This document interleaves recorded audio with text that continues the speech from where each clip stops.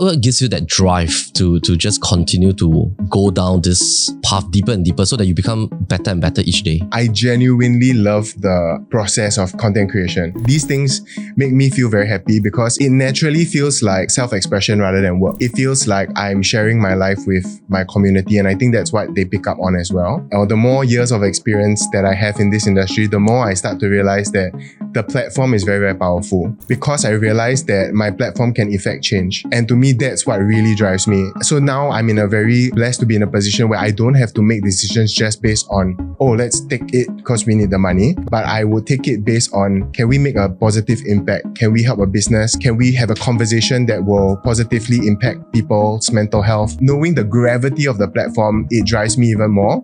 And it also has restructured a lot of the way that I then approach content creation. Feeling like a brand new me.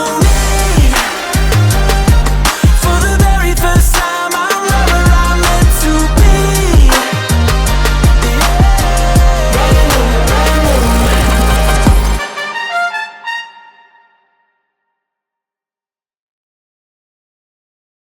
So when I started to understand that, oh, my role in my career may not be, okay, let's make 10 other Aikens, or how do I even scale this? I don't know. I'm not as brilliant as you. You scale. No. Yeah. But then I realized, oh, it's to be very intentional with the influence, the communication, what is the platform for. Yeah. Right. So you realize that your scalability is defined another way, Yes. which is towards the community influence. Yes. Because like for entrepreneurs, they can scale a product, Yes. they can scale their company, their team. Yeah. They can scale services. But for you, though a lot of your business mentors or friends says that, you know, as a single human, Yeah. as a technically like a, I think it's you are more like into a hybrid of like a self-employed versus Yes. also a bit of hybrid of like a business person. Yeah. But you realize because your brand is powerful, Yeah. the responsibility is towards the community influence. Yeah. Right. And also like, again, well-meaning entrepreneurs will tell me, what are you going to do when all this is over? But you know, the very interesting thing is that the influencer and creator economy, it doesn't look like it's going to be over soon. In fact, every year is growing by the billions globally. A funny thing that they obviously don't teach in school, and nobody will say, oh, be an influencer, be a content creator. But it is a very, like just based on data, it's very viable.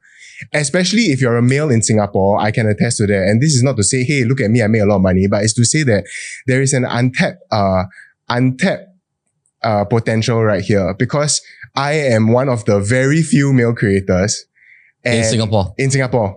And I will say, just if you are wholesome, you can relatively speak well or create content, right? Brands will want to work with you. There are thousands of brands, but so little creators and so little male creators. Are there statistics like in terms of percentage wise, male and female creators? Oh, I don't know the exact percentage, Right. But based on your gut feel, you feel that majority are female creators. majority. Right. Being a creative is naturally, okay, when you grow up, right, everyone's telling you, okay, be an engineer, be a doctor, go to IT and like... Nobody asks you to be a creator. Yeah, or to do like creative things, right? It's not really something that your parents will encourage you towards. My dad said to me when I started doing this, he said, hey, how much are you making? A free meal is not enough. Because he thought I was just going around eating free meals and filming it. So I had to show him my paycheck. And then he's like, oh, this is real. Oh, okay. The money talks. Last time when you're doing Food King. Yeah. Okay. Yeah. So you show your paycheck is like, you're doing food. Yeah. This is what you like to do. Yeah. And it pays. Yeah. And he's like, how is it possible? Okay. Because in his era, right, this is a economy or industry he would never foresee happening. All right. How old were you back then when you had that thing with him? Like, this was changing his mindset is like, to be fair to him, I was in my late 20s. So I didn't make money till I was 27. okay. Yeah. Like make sustainable, consistent, good money until I was 27. Right. Yeah. Before that, I was a freelance host and actor. And it was really because of the transition from traditional media to digital media. Yeah. Now you are in your 30s. Yes, I am. Okay. Mid-30s. What gives you that energy and like this, maybe I'll call it like ambition. Ambition to continue to really like honing this craft that you have to be a creator, really like deep diving year after year, Yeah. not giving up on this. Yeah. Would you call it like you are like an artist as well, a creator? Yeah. Like what gives you that drive to just continue to go down this path deeper and deeper so that you become better and better each day? I genuinely love the process of content creation. Like to me, like today I'm shooting behind the scenes now. It's like a little vlog. Like these things make me feel very happy because it naturally feels like self-expression rather than work. It feels like I'm sharing my life with my community, and I think that's what they pick up on as well. So number one, it feels very normal and natural for me. Number two is that the older I get, or the more years of experience that I have in this industry, the more I start to realize that the platform is very, very powerful. And so right now there is a bigger sense of purpose and ambition because I realize that my platform can effect change. And to me, that's what really drives me. So now I'm in a I'm very blessed to be in a position where I don't have to make decisions just based on, oh, let's take it because we need the money. But I would take it based on, can we make a positive impact? Can we help a business? Can we have a conversation that will positively impact people's mental health? Can we equip them with things that will help them to overcome or to be sharper in their lives, stuff like that. Yeah. So now knowing the gravity of the platform, it drives me even more. And it also has restructured a lot of the way that I then approach content creation. Was there like a pivotal moment where you had this switch in terms of like mindset and perspective? Like, yes. Maybe in your younger days, you feel that monetization is so important. Yeah. Maybe certain decision has to be made on really sustaining the business and work. Then now is like towards like more impact. Was there like a pivotal shift?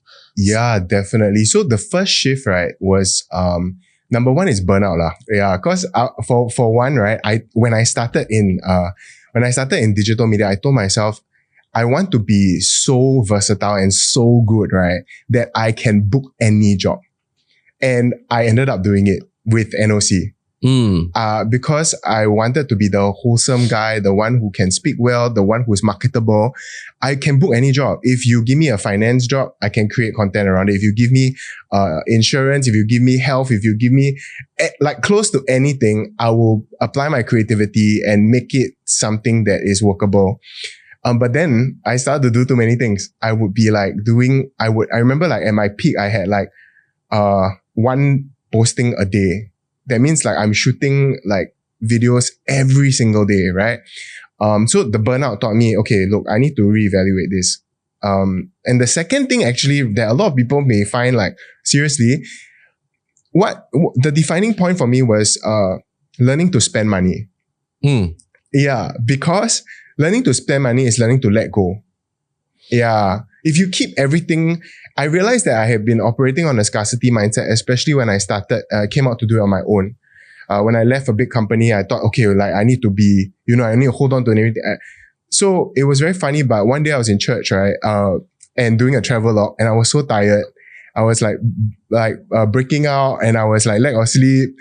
And I felt that, I felt from that church service, right? I had this idea that I need to close my shop for a while. Close your shop? Yeah, like close the business side, stop taking in jobs. Okay. And I was like, dude, I just started though. Yeah, 3 months into just started. That was when you pivoted to your personal brand. Yeah, correct. Right. Yeah. It was like a couple of years back. Yeah, 2022. So about 2.5 years ago. Okay. Yeah. And then I was like, oh, I think I need to close shop for a few months. And I was like, this is the craziest idea. I was like, it's either God or it's I ate too much pizza, So I sat on it and I was like, yeah, I'm going to close shop. I still paid my staff, but I said like, okay, I don't want to work. And then they were like, how, why? And what I did was I went to Tokyo, and I had a very big holiday, but it wasn't just a holiday. That holiday and that rest became my new content format for travel because I fell in love with creating content again. I was like, oh, when nobody's here to tell me like about my campaign brief, I'm just creating content for fun.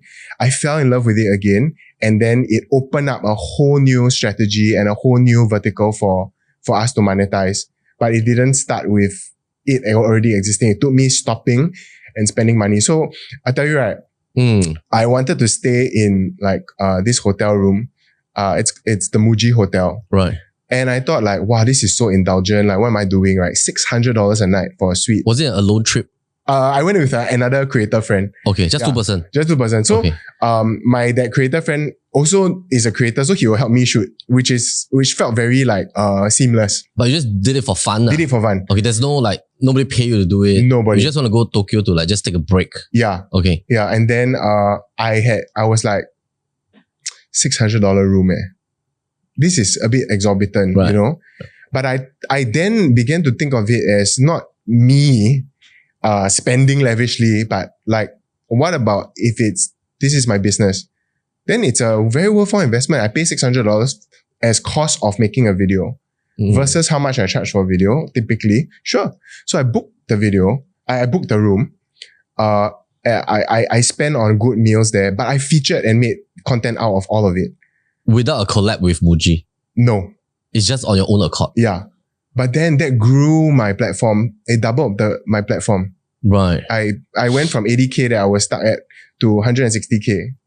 Yeah. Just with that trip. Not just with that trip, but with that trip at least But it was a catalyst. the catalyst. Okay. Yeah. Okay. So going back to the part that you mentioned, the pivotal moment was burnout in the initial years when you were like so busy filming a content a day when you at NOC. Yeah.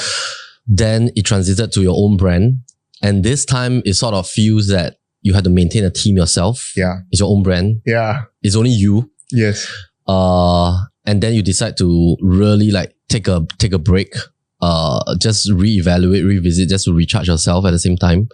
How much was the running cost of maintaining a team a big cost? And like you mentioned that in the past you were fearful of spending money. Yeah. Now you look at it as like investing in your business. Yes. What do you think gave you the courage to do that? The creator profit margin is insanely high. I work a lot with F&B, so I know that their margins are like F&B is very low. yeah, 10 to 10%. 10%, When yeah. they told me, 10% have to laugh already. I nearly got heart attack. Yeah. Which is why I have no face. I will never charge. I won't charge an F&B to feature them. I'll just say it openly here. Yeah, I won't charge. So you don't charge them? And okay, you will feature their food. Yes. You'll eat. Yeah.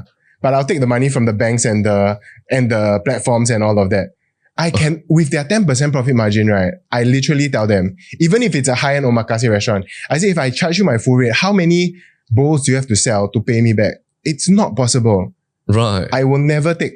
I openly say here, I will never take. But my strat is that I will take it from the big boys who can pay me. And then the vendors get the benefit. Yeah. So I used to take because Food King taught me that. And that was something that when I came out on my own, I had to reevaluate. But back to advice for the younger creator, right? Is that the creator profit margin is so high. If you are shooting yourself, editing yourself, featuring yourself, your profit is 100%. Do you know that that's not typical for a lot of businesses, right? So if I'm telling you that if you look at close to 100% of other businesses out there, there is a certain margin of investing into the company, which you should really consider, because even if you invest 20%, you still have an 80% profit margin. So the more I started to earn, the more I realized that why am I holding on to all of this profit margin? The only way to make sense of such resources is to give back. And how does it look like giving back? Like positive employment for my videographer. She's so skilled. She can do things that I cannot do. Today, I couldn't fold my tripod back up. Okay, this is why I need her in my life. It's like something so simple, but my brain is just not wired to look at. Yeah, I look at different parts of the content and she does the other part that I cannot see. And if I can empower that with good high pay, that she feels fulfilled in her work, that is investing not just into the company, but into another person, right? And I think you do that very well. You know, you can see the bigger picture and then scale that also. So I would say to a younger content creator, if you're operating on a level of like, oh, let me just make all the money I can, sure. But if you do it for like maybe 8 to 10 years, what are you going to do? Buy designer bags and all that? Okay, sure, also can. No judgment. But I truly believe there's more to life. Yeah. Do you think like a creator in Singapore have a lifespan? I used to think that because everyone was telling me, what are you going to do once you cannot do this anymore? right? What are you going to do when this whole a creator thing comes along? What are you going to do when AI creators, AI influencers take over your job? Avatars and everything. Yeah. And I had to really consider. So number one is I look at data, right? And for every many well-meaning traditional entrepreneurs, they look at it like it's a phase, but it's really not. The data shows us that actually the creator economy is going to grow globally to, I think, if I'm not wrong, 2023 was $24 billion globally. It's going to projected to, in 2030, right, like 70 billion type of economy. From where I'm standing, right, like I said, there's already a shortage of creators, right? So I had a creator friend that I spoke to, and he challenged me and said, why do you approach it like the creator thing or your lifespan is going to end? I said, because everyone has a golden period and then they phase out, right? Like K-pop artists and all that. Like that's our age. Yeah. But we are living in a generation now where this generation are not looking to TV celebrities. They're not looking to, traditional points of people as their reference. Right. They're looking at creators like us. So when I'm 50 years old, my peers will be 50 years old, and they're going to be watching digital content, which I'm producing. So my take is, why can't I be a content creator that grows with you? Yeah. In fact, now, my target audience, I couldn't care less for the younger, no offense, but I care, but I know my target audience. They are my friends. They are people my age. So the topics that I'm keen, I talk about, the topics that I venture into are topics they are interested in. And they are very powerful demographic because they've got spending power. Yeah. And you sort of like come to a phase that that it's okay. That means like, that you're growing with your audience are growing with you. In terms of age demographic, it doesn't mean that you have to chase the next demographics, like the Gen Z demographics, correct. And then you feel like left out or FOMO and stuff like that. Yeah. No. In fact, it would be a bit strange if like 16-year-old is relating with my content lah. Right. Yeah. So I started to understand that my target audience and my not even target, like they just happen to be my audience because I am their peer.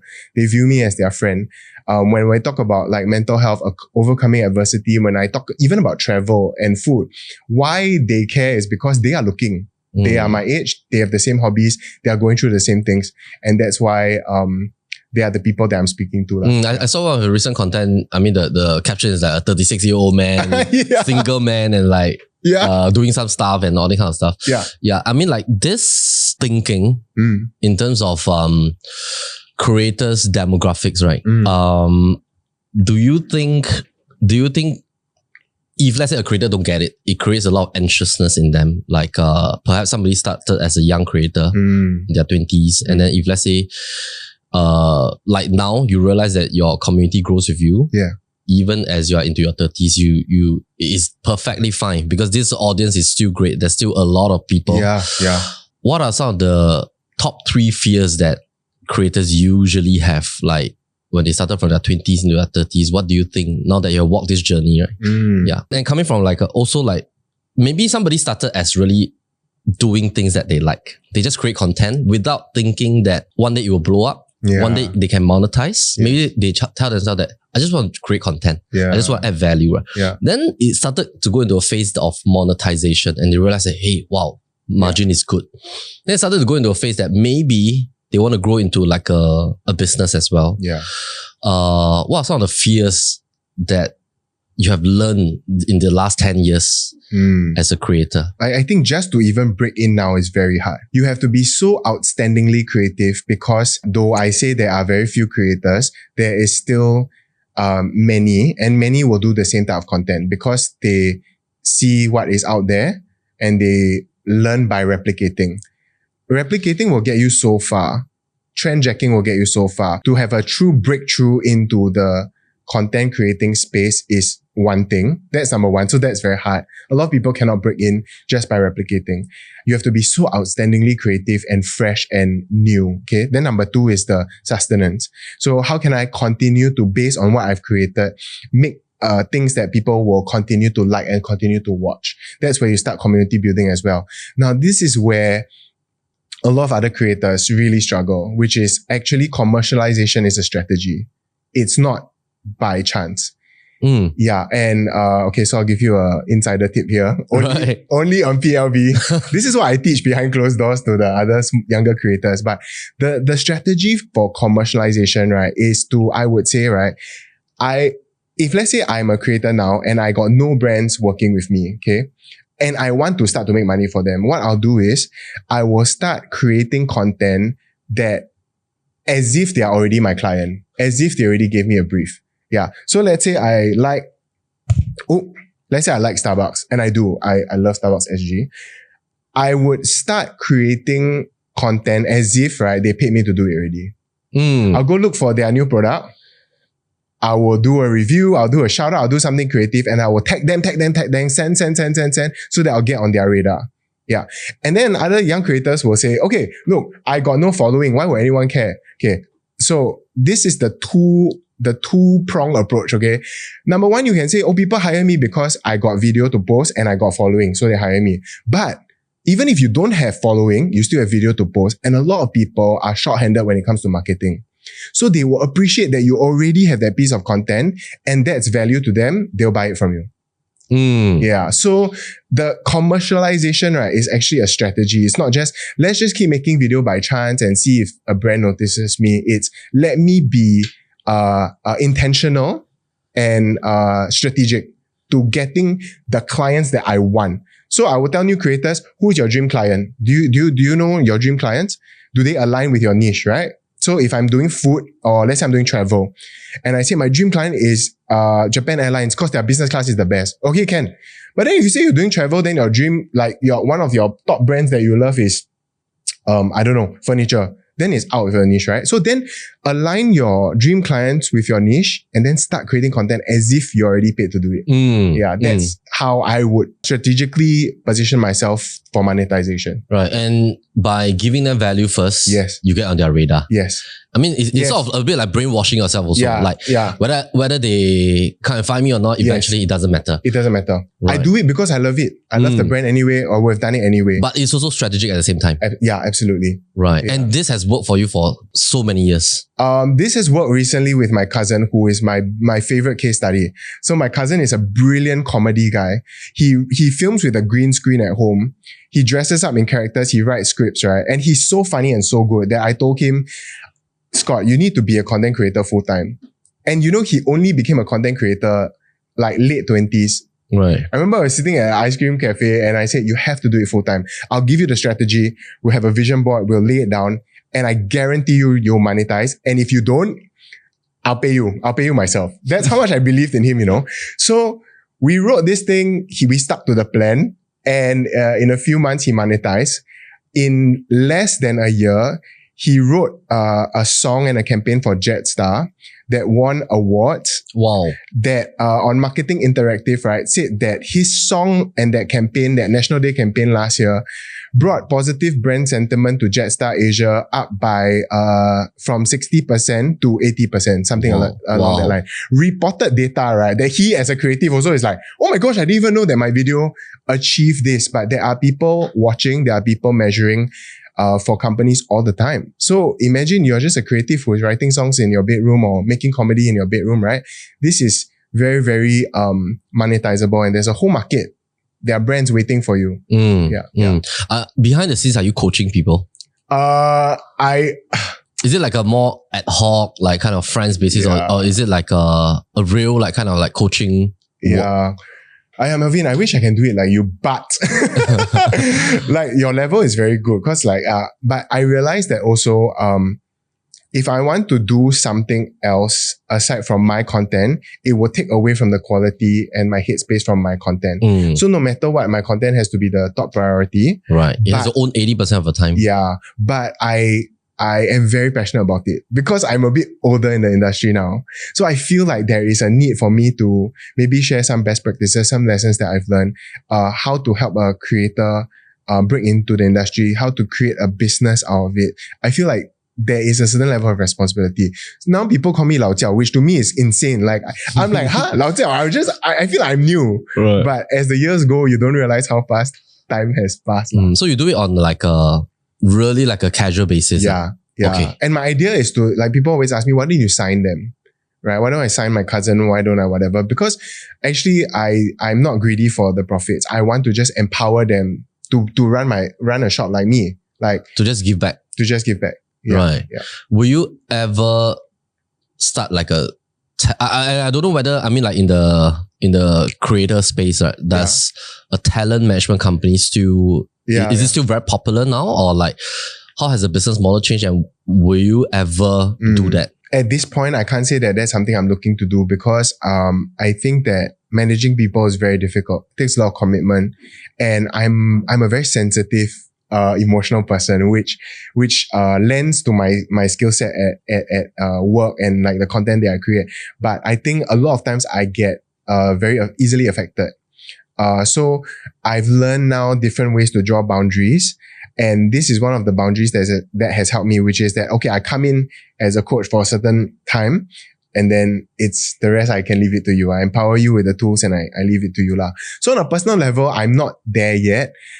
Is artist management now popular? No, because creators realize, why should I give you 20 to 30% of my pay when I can learn to do it myself? But I will say there still are awesome artist management, talent management, like I think Headmail by SGAG, they manage a bunch of creators and all that.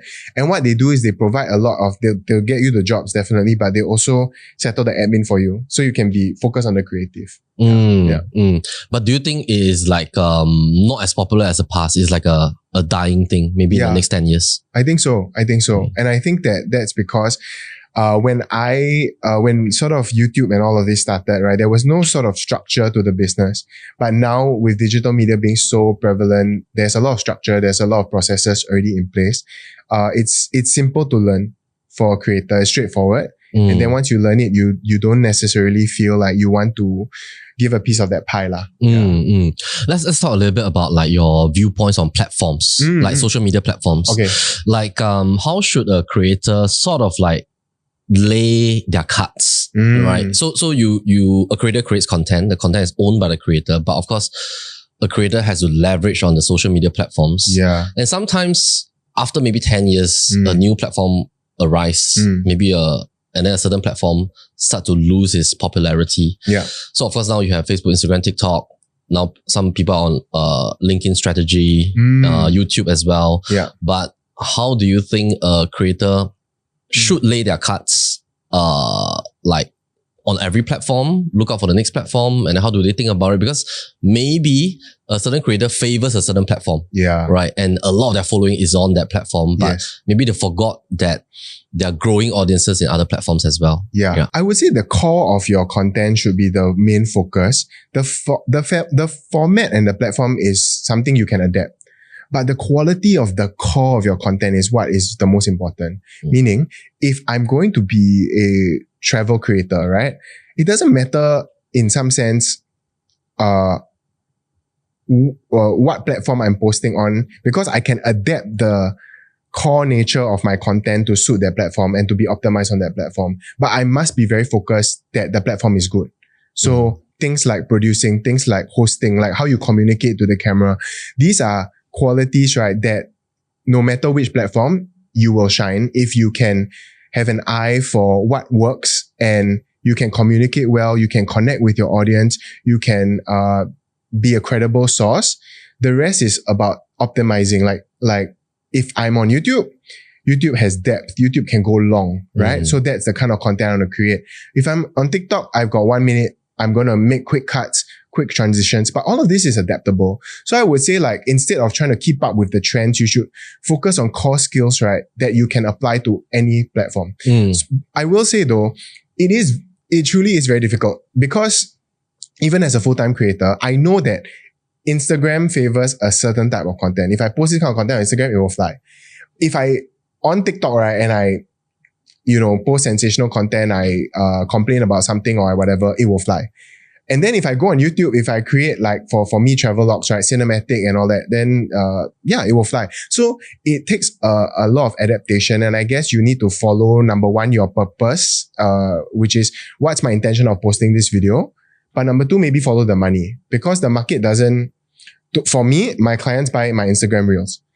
For TikTokers, the clients buy their their TikTok videos. For me, my clients buy my YouTube videos. Yeah. So, what is your personal strategy? Like, in terms of what you have learned about what is working for you right now, do you create specific content for different platforms? Like, do you focus on a certain platform? Do you create content and then you repurpose, or like, what is your strategy, or is very specific to the platform algorithms and dynamics? Yeah, so I mainly do. I think in this day and age, it's a real privilege to still to say that I'm a YouTuber, because that's where I really started, you know. And with Food King, we did like 200 episodes of just giving back and building a community there. So I would say a lot of my community is still on YouTube. The good thing about long form, right? You see, that's the funny thing as well. People always say things due to trend. So when TikTok came out, everyone said long form is dead. But long form isn't dead. We still have like significant number of views. It has dropped, but it's definitely not dead. There's still a place for long form content. And I'm so glad I didn't listen to everybody who told me long form is dead. You should go pivot to TikTok, you know, because at that point, people were saying that, I guess same as Bitcoin lah, or crypto. There's always like these trends and like this hype, right? So you have to, you sort of have to wait and see, right? So my strategy now is that I try my best not to monetize my long form content. Why? Because long form content on YouTube, right, has depth, has time. And I don't want to make you feel like with this depth and space, I'm trying to sell you things. With this depth and space that I have, 20-minute video, I want to make you feel like I'm your best friend. I'm in your living room. I'm not trying to sell you something. So I will not take a lot of sponsored projects on my YouTube because I want you to feel like this content value adds to you, up to the point that I remove ads. Yeah, I remove all my ads. Like skippable ads and everything. Yeah, so you only get the intro ad and the outro ad, but there are no mid-roll ads. Because I know that YouTube will also push the ones with the ads lah, because they also need to monetize, right? Yes. So I have the minimum amount of ads so that you can enjoy the entire video. So that's how much value I want to give to you for long form.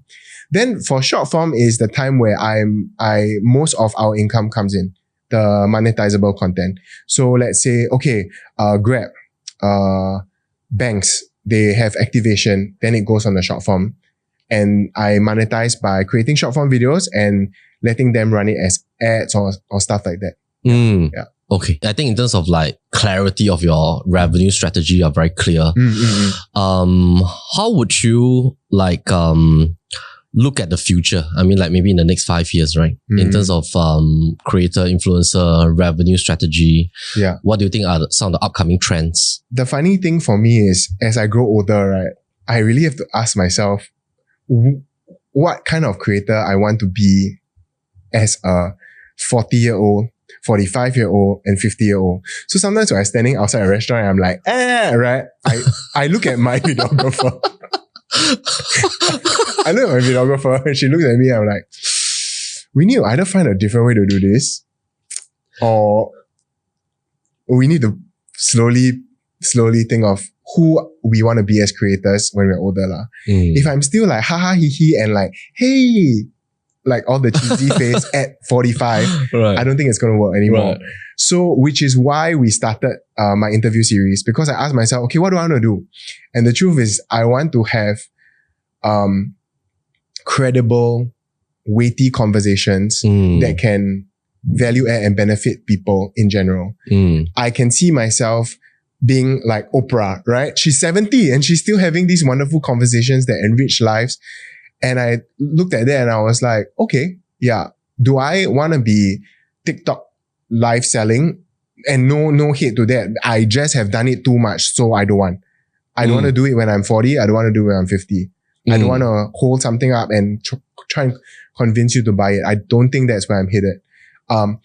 And the other thing about this point is that I realized that if you put out good work and if you put out things that are true to yourself, right, the money will come. The revenue, the income will follow you. But if you're always chasing the income, right, then you get lost. Yeah. So now I tend to approach it as once I got out of okay, like we are sustaining, we are good already, there's a momentum here. I start to look at what kind of good content can I do? And then I will notice that the money comes naturally with it. Yeah. Yeah. How do somebody balance algorithm, like pleasing the algorithm, versus like when you were talking about the fact that you were at the Muji Hotel in Japan, finding back the passion to do content that it just like opens up your creativity again. How do somebody balance that? Because sometimes I think, okay, I mean, there's always like, when we look at certain kind of like interviews and all that with creators in maybe overseas, US or whatever, they will always say that once you start, you cannot stop. Right? So once you're a creator, it seems like you have to continuously just do it. And because if you disappear for a while, people will realize that why do you disappear? Or your community will start to think that why do you disappear? And then coming to that part again is like, how do somebody balance that part when they realize that they have to create certain type of content to please the algorithm on platforms in order to get the eyeballs versus realization of like doing something that you like what you went through, and then like how do you find a balance? Because I see that you sort of like found that balance, right? Like how do a creator find that balance? When you start, I would say there's no balance. So when my cousin started, I said I need like minimum 3 to 5 videos a week. Like you have to just keep like consistency. Okay. You need to be so consistent that your audience and your community is built and they remember you. So that true enough, when you take a 1 month break, they don't forget. Because you've cemented that branding and you've cemented your position in their hearts and in their minds. So when you first start, I would say you have to put in the hard work, chiong and churn. Why I'm in the position I am today is because of Food King. And Food King produced, like I said, I keep saying this, but really 200 episodes every week. Can you imagine for 200 weeks, unfailing, we have an episode out. And plus the fact that you were doing 30 content every month. It's like every day you see, like last time you just took any jobs. Correct. So that foundation of the starting point is very important. And at the start, you have to sort of chong and build. Yeah, it's like same with PLB. I see Melvin hosting 1 video, 2 video, 3 videos. And then I'm like, oh my gosh, suddenly it's a household brand. It's that kind of level. And then when you sort of reach a nice momentum, right? You also realize that if you keep churning, people get sick of you. So you have to then adjust and be like, let me stop badgering people, but let me now produce quality stuff. Yeah. Quality stuff. Knowing my audience, knowing how they've responded to all the stuff that I've churned out, let me now work on quality versus quantity. Yeah. And that will help you maybe adjust a little bit. And baseline, if you are doing content just because got money to make, I don't think there'll be longevity. I love doing it. I jump out of my bed. I climb the mountain in freaking Sri Lanka and all of this and film it because I love. So if you don't have a love for it, if you don't have a love for today I'm vlogging, later I'm going to vlog. It just feels like a job. It just feels like... Yeah, it feels like just an extension of my life. Right. Yeah. Right. So it doesn't always feel like work. Yeah.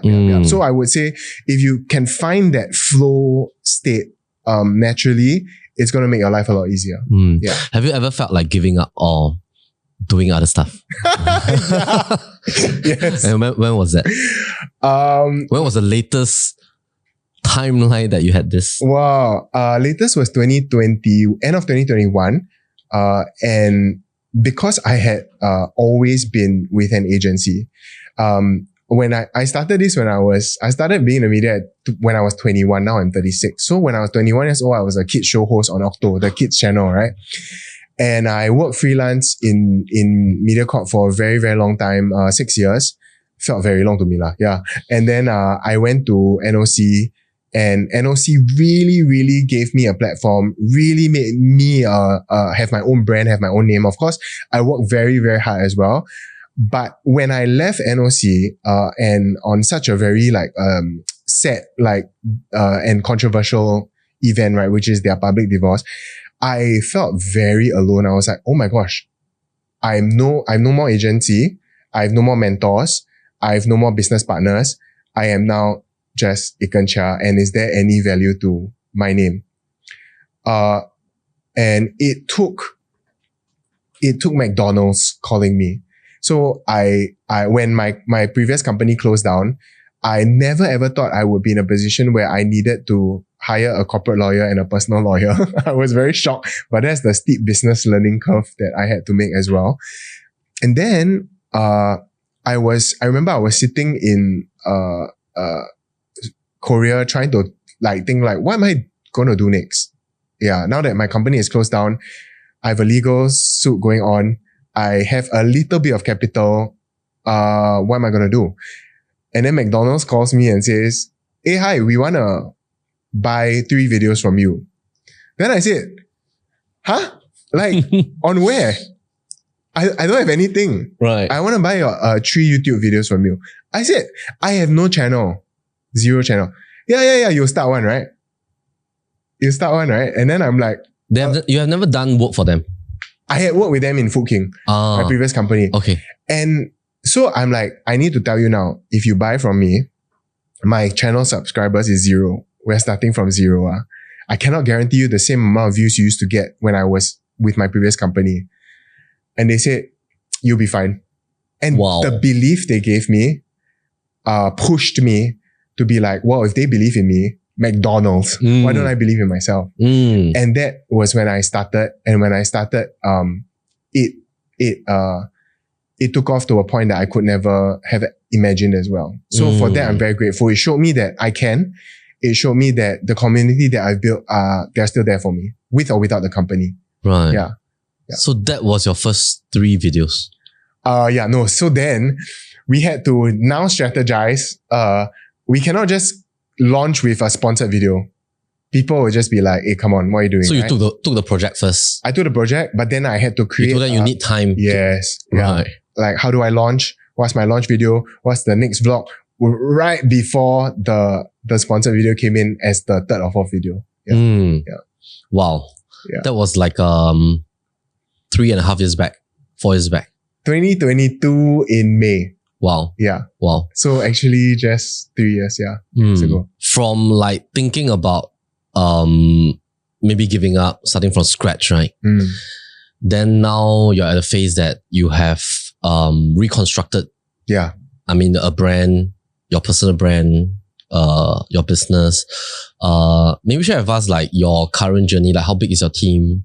And then usually, what is the advice for creators when they work with a team or when we work with a team of creatives to support them, right?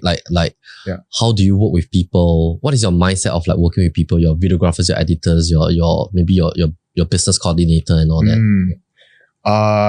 So I'm very, very blessed because I have a lot of inquiries. So I have a manager now.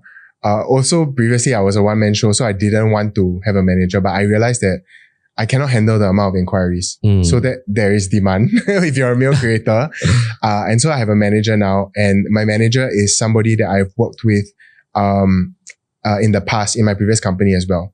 I was that time made to fire her. It was a very painful process, but then I felt a synergy with her. So when I started on my own, we worked together again. Then I have my head of production, who is Shah, and Shah grew up with me as a teenager. So we've been working together, in church, in Food King, and just all our lives we've been working together.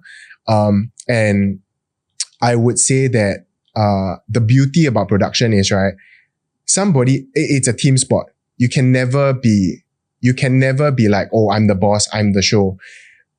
I love production because it's I have to pull my weight and you have to pull your weight, and we all have to bring our 100%, right, to make this production very good. If you don't pull your weight, if I don't pull my weight, we will feel it.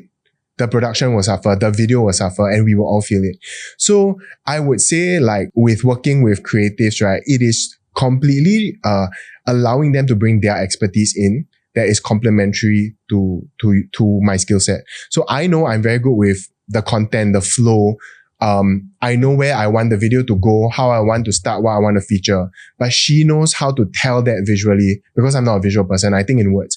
So words. So I'll be like, okay, how do you make this come alive visually? And then she'll do that for me. So she never once feels like, oh, I'm her boss or I'm above her. She does feel like she's a collaborator. Yeah. With regards to structuring, I keep a very lean team. Shah is my only full-time staff simply because we decided that we don't want to spend our time and effort managing people. We want to put that time and effort into the quality of the content. So the other people that we work with are freelancers and are other content creators as well. So I realized also if the thing about content creating and being an influencer or whatever is it really needs to be authentic. If off the screen you're not friends already, then you're like, so we tend to work with people that we are friends with, we enjoy working with. Especially if you're a travel content creator. You want to travel with someone you don't like, it will be hell, it will be utter hell. Yeah. So I think it really needs to come from a very genuine place. Right. Yeah. And that means like your model now is really lean. It's Very like you try to keep like full time to really a very lean team. The rest is like what is it, rev share or like a freelancer? Yeah, correct. Okay. And then you just like pivot as you move along different projects. Yeah. So with each project, let's say I need a co-host. I will call my other content creator friend and say, hey, I got this project. Would love for you to be in. Can share me your rates. Then we work. So it's very by project type of mindset. Function. Yeah. Right. Would you ever scale it into a bigger business? Like I don't know how. Maybe I should ask you. Okay, maybe back in the days that you were at your previous agency, I'm just now you mentioned that you were made to fire a person. Yeah. Okay, so back then you are like more of the main like host, right, and the talent, and sort of like you already built a brand within your previous agency. But based on what I heard, were you managing a team also? Yeah, I was managing 2 teams. How many people were there? About 10. Okay. Yeah, so one was like a production team and one was the sales and account management team. So I was the head of the sales and account management team, which, close deals and all that lah. So through my previous company, I really learned the sort of like business aspect of content creation because they were one of the pioneers to structure this into a business. How do you sell? How do you see the project through from start to finish and have a solid body of clientele? Yeah. Am I going in that direction? Since you already had the experience of like that business development team and the production team, like will you go back to the direction or you enjoy really where you are now? Yeah, I really enjoy it because I think that again, like I would have to focus so much on structure, so much on people, managing their issues. I think that the years of being in sort of corporate showed me that it's really not easy. There are issues that come up that I could never ever anticipate. I'm sure you might feel as a leader, you'll feel the same. I'm like, how is this my problem? But it kind of is my problem because they are my team, I remember like even one night like that I got a call and somebody said, hey, your team member was drinking too much at a company gathering and, behaving a bit like out of line lah. As a client's no, just internal. Oh, okay. And I was at home resting. I wasn't even at that party. I was like, how's this my problem? This is not work. But you know what I mean? So there's a lot of soft human stuff. The human stuff in leadership that you cannot ignore, So I realized that takes a lot of energy. That takes a lot of time. That takes a lot of focus. That takes a lot of intention. So at this point, I don't think I'm at the point where I'm ready to give up that headspace because it will compromise on my creativity on my platform. Yeah. Okay. Yeah. Do you write journals? No, but I go for therapy every week in order to exist in this space, right? Okay. It helps me. Okay.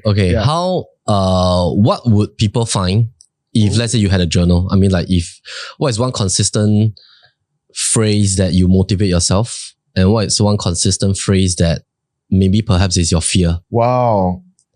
Consistent phrase is I'm very grateful. Every day I pinch myself because I came from a single parent, lower income family. I didn't have money on some days to go to school, to take the bus. I never ever forget where I came from. So, all that I have today, I pinch myself and I thank God for, and I'm always so grateful. I'm like, I can't believe this is my life. I can't believe that I'm being paid to create a video of sitting in business class. It is unreal. And it is a sheer privilege. The things that I'm afraid of or that I am, this was in my latest journal, is that in April 2025, this year. Right. Last month. Yeah, just last month. Was the first time in a long time I am at, I don't know what you call it, like homeostasis. I had no longings. I had no desires. I had no desires. I had no stress of needing to solve other people's problems, which I found myself in that position a lot over the past 5 years. And I finally took a breath and went like, oh, it's just good. It's just good. And I need to learn to sit in good without even starting to think of more. Yeah, because every time I'm good, I'm like, okay, so what's next? What's the next project? What's the next video? What's the next whatever? But I took a while and just said like, I'm good. And I need to be good with good. Being contented. Yeah. Being so contented and being in a place of just sitting in, hey, I've done my work. I paid my staff. I've given back in this time. And it's not over, but just in this season, I'm good with good. There's nothing more that I want. It doesn't always have to be like, what's next? Yeah. Let's do bigger things. Yeah. Let's do more scalable things. Let's like do more. Yeah. Yeah. Because it's a creative, if you don't sit back and just look at it and be like, oh, that's a good video, man. Oh, I did that. Oh, that was good. If you don't enjoy it and if you just keep jumping to the next thing, I don't think you appreciate your work, your life, your effort. As I grow older, I'm learning a lot more. And the very interesting thing about that is that when you sit in that gratitude, when you sit in that place of contentment, usually the creativity comes right after that. Yeah. Yeah. Not out of stress, not out of wanting more, not out of chasing something. That's where I'm most creative. Yeah. Has that happened a lot of times over especially the last 3 years? Yeah, definitely. Right.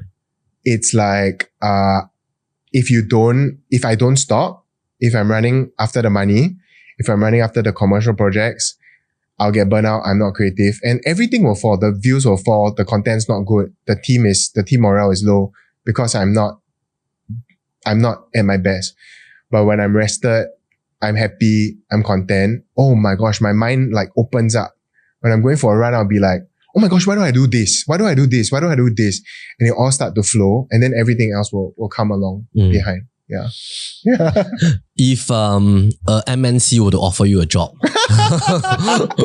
like next year, wow, when you're 37, what position will you take? If you decided to like, wow, interesting. If you decided to like, okay, because it seems like you have never officially, okay, even though you were in your previous agency, you're right. You're still sort of like a talent, right? Yeah. Yeah. What job would you, what designation would you take? And let's say you have decided, you say that, okay, I want to not be a creator anymore. That's crazy. With all your past, from 21 until now, all your experience, all the influence, all the network you have built, skill set, the mindset, all that, what would you take? Wow, painful to admit, but I would go into digital marketing, social media marketing. Okay, I'll tell you why. I see a lot of gaps. Yeah, so let's just use the latest campaigning election as an example. You'll notice that, so I was thinking this, I made a video but I didn't post it. But everyone says like, oh, being an influencer is so easy lah, or you just talk on the camera and whatever, right? But do you know the level of skill it takes to build a community and to build an audience via social media? To just even introduce yourself. If you're new, you introduce yourself as a person, as a personality. Do you know how hard it is to get buy-in from that? Corporate comms is very, very difficult. And in just the elections alone, I think you can tell that people are still falling short of corporate comms. Why people make memes out of our politicians is because, and not good ones, is because there is a gap in what they think they will come across versus what is actually coming across. Yeah. So that is a point of burden on my heart because I see that gap. I'm like, don't say that. Please don't say that. Don't introduce yourself like that. Like when I watch, right, I'm like, oh my gosh, please don't say that. So I would love to coach people on communications, on online presentation. Yeah. Yeah. Right. Yeah. Right. Hey, you taught yourself, Melvin. Yeah. This thing, right? You did. Self-taught. Over the years, so many mistakes. Yeah. So that's why I would notice the gaps and I'll be like, It's that corporate comms, the PR side of things. It's like, and the reason you say that this is very difficult is because big companies, sometimes they don't have a face. Yes. And it's based on the brand, their logo. Yes. The reputation over the years. But maybe it's such a company that has run for 10, 15, 20 years that the founder is no longer there. So that's why you feel that, is that the way you think that corporate comms is much harder than a personal kind of like brand? Yeah, very hard. So for example, if you have a